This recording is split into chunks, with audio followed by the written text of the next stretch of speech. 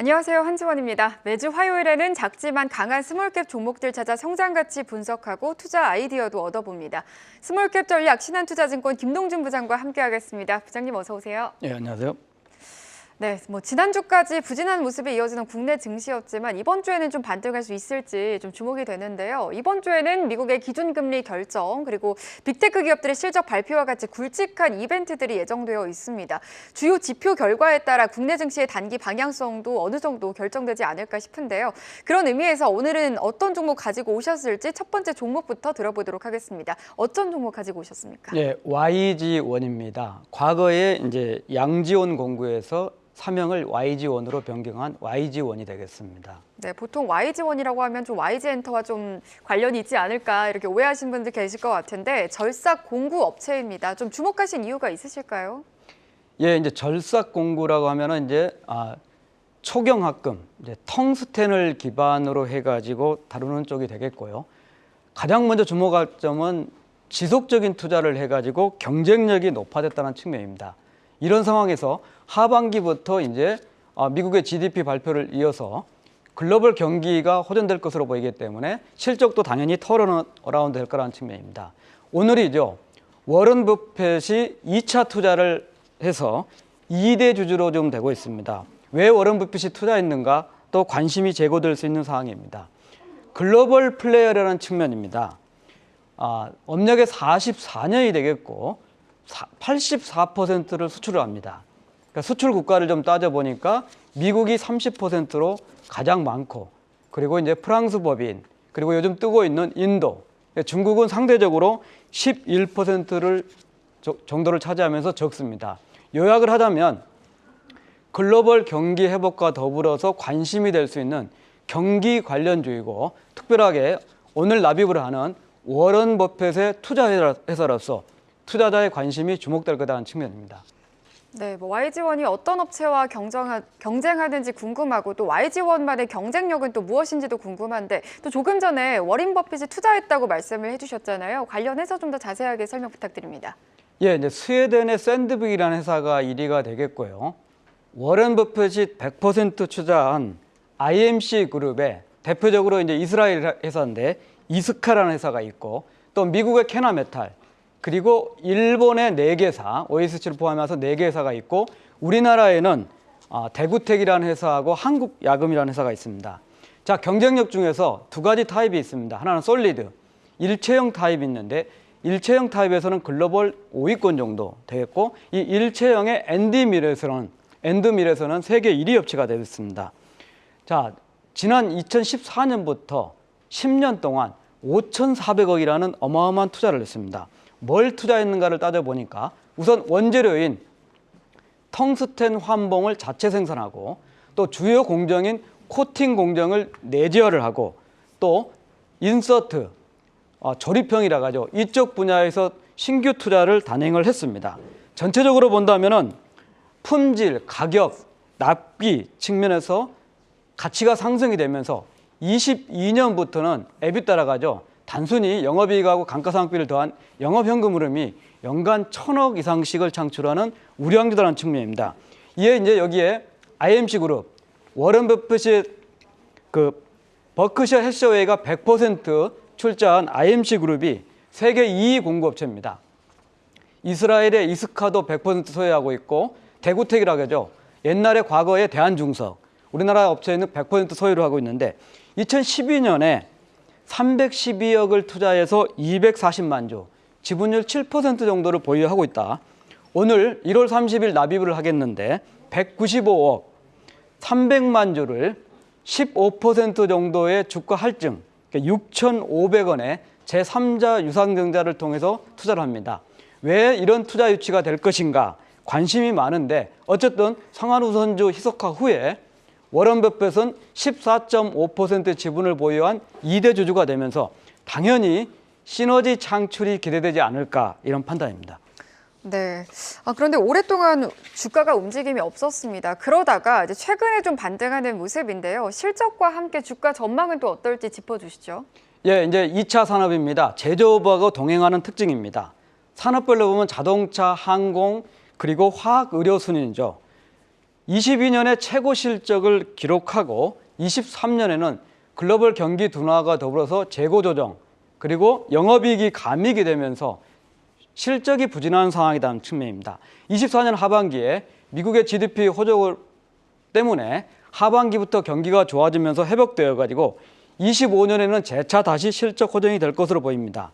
영업이익 측면에서 실적 추이를 본다면은 21년에 430억에서 22년에 726억으로 점핑을 했습니다.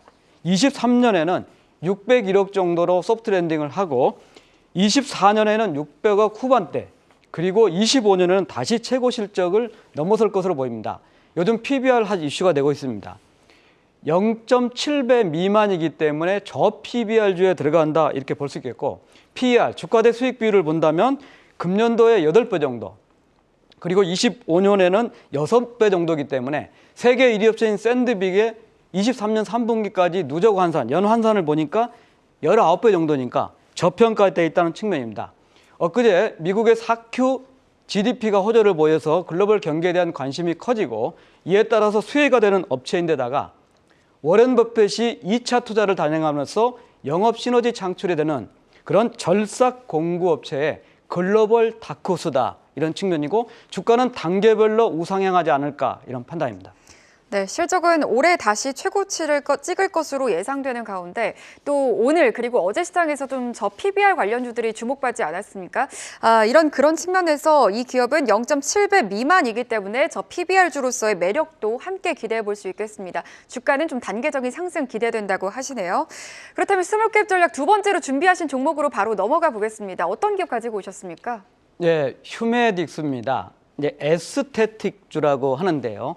이제 흔히 말하면 레이저 시술 의료기기, 또 보톡스, 필러, 이제 화장품까지 이런 관련되는데 지속 성장이 될 수 있는 에스테틱주다 이렇게 볼 수 있겠고 23년 3분기까지 특히 2분기, 3분기는 분기 영업이익이 100억 이상을 기록하면서 주가도 점핑을 좀 됐었습니다. 그렇지만 이제 4분기에 실적 부진한 게 발표가 됐고 국내 기관이 매도가 되면서 주가가 급락한 상태입니다. 자, 다시 보자는 측면입니다. 두 자릿수 매출 성장이 지속될 것으로 보입니다. 사실 22년에 24%, 23년에 24% 성장을 좀 했기 때문에 24년, 25년에 연평균 16% 성장을 한다는 것도 대단히 높은 성장률이라는 측면입니다. 업체가 휴원스 그룹의 휴원스 글로벌의 자회사고 바이오 의료의약품부터 CDMO, 전문 의약품하고 점안제를 생산을 하고 관절염 치료제 그리고 이제 에스테틱까지 다양한 사업을 영위하고 있습니다. 매출 사업을 좀 보면은 필러가 32%로 가장 높고 톡신, 그러니까 보톡스가 17% 정도 되겠고 전문의약품이 18%, 그리고 점안제가 13% 정도 되는 그 다양한 쪽의 사업을 하고 있는 그리고 특별하게 지속 성장이 가능한 에스테틱주다 이런 판단입니다. 네, 지속 가능한 에스테틱주다 이렇게 코멘트를 주셨는데 조금 전에 봤던 대로 의약품, 의료기기 그리고 원료 생산뿐만 아니라 기능성 화장품 분야까지 사업 영역을 넓히고 있습니다. 이렇게 사업 측면에서 투자 포인트는 어떤 게 있을까요? 예, 우선 이제 토탈 솔루션을 하고 있다는 것은 사실 기업의 사업성 측면에서 보면 정체성이 약간 혼란스럽습니다. 그렇지만 토탈 사업을 영위할 수 있는 충분한 잠재력을 갖고 있다는 판결입니다. 우선 그룹사하고 시너지까지 감안해서 패키지 판매, 시너지 판매가 가능하고 다양한 업체의 파트너십을 맺고 있기 때문에 중장기적으로 이에 대한 협력이나 이게 강화될 것으로 보입니다. 우선은 이제 주력 산업인 필러고 그다음에 톡신, 보톡스의 경우에는 내수 판매만 담당합니다. 수출은 이제 계열사인 휴원스가 담당을 하고 레이저 미용기기도 하고 있고 화장품, 최근에는 화장품까지 적극적으로 참여를 하고 있습니다. 주력인 필러입니다. 자, 24년에는 필러에 한번 집중해서 보자는 측면입니다. 필러는 보통 우리나라 50개 업체들이 필러 업체에 참여하고 있는데 대부분 HA 필러라 하죠. 히알루론산에 기반을 한 HA 필러가 좀 있는데 경쟁이 치열하고 있지만은 대단히 수익성이 좋은 사업을 하고 있습니다. 휴젤도 전체적으로 38%가 필러이고 메디톡스도 36%고 파마리서치는 거의 50%가 필러에서 나오게 되는데 말씀드렸듯이 34% 정도가 이 필러인데 필러 쪽의 성장을 살펴보니까 23년 3분기까지 상장된 업체들을 살펴보니까 3분기 누계 필러 매출액이 전년도 연간 22년 매출을 초과 달성한 건 휴메딕스가 유일합니다. 그만큼 필러 부분에서는 휴메딕스가 가장 빠른 성장을 보이고 있다 하는 측면이고, 앞으로 25년까지 연평균 29% 필러가 매출 성장을 하면서 실적, 특히 성장성을 주도할 그런 측면입니다. 여기에는 세 가지 근거가 될 수가 있겠습니다. 하나는 브랜드가 추가됐습니다. 고가인 기존의 엘라비아에서 중저가인 MZ세대를 타겟으로 하는 리볼라인을 추가했고, 두 번째는 수출국이 다변화됩니다. 기존에 중국이었는데 23년에 브라질하고 남미, 24년에는 러시아 CIS, 그리고 이라크 중동이 되겠고, 향후 미국도 진출할 것으로 보입니다. 자, 마지막으로는 벨피엔이라는 복합 필러를 출시할 예정입니다. 이게 PDRN 필러다 이렇게 측면인데, 상장회사인 파마 리서치가 유일하게 영위를 하고 있습니다. 이를 통해서 24년에는 임상이 완료되고 25년에는 출시가 된다는 상황입니다.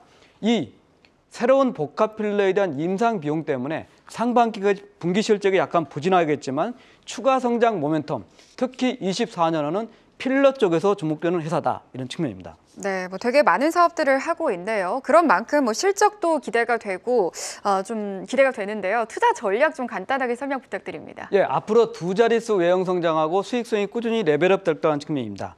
자, 22년에 영업이익이 260억이었는데 23년에 4분기에 부진했지만 373억, 그다음에 24년에 475억, 25년에 592억 정도 된다는 측면입니다.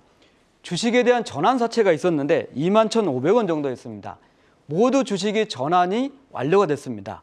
다만 최근에 매도를 못했던 전환 기관, 국내 기관들이 일정 부분 매도를 하면서 주가가 많이 빠지고 있습니다. 자, 적극적으로 이런 측면에서 주식을 사야 되지 않을까 하는 측면입니다. 우선 긍정적인 재료가 많습니다. 말씀드렸듯이 수출국이 다변화되고, 또 원료 의약품은 대지 소장에서 추출한 헤파린 나트륨을 24년에 출시해서 국산화를 합니다. 또 복합 필러는 24년에 임상을 끝내고 25년에 출시를 합니다. 또 다양한 에스테틱, 엑소전 같은 제휴를 하고 PR 지표도 낮습니다. 이런 측면에서 감안하면 주력인 필러, 특히 복합 필러의 상반기까지 임상 비용 때문에 실적이 부진한 측면은 역설적으로 필러에 대한 성장성을 갖춘 업체로서 베팅할 기회가 아닌가, 이런 측면입니다. 네, 알겠습니다. 스몰캡 전략 오늘은 YG원과 휴메딕스 이렇게 두 종목 살펴봤습니다. 신한투자증권 김동준 부장이었습니다. 말씀 고맙습니다. 감사합니다.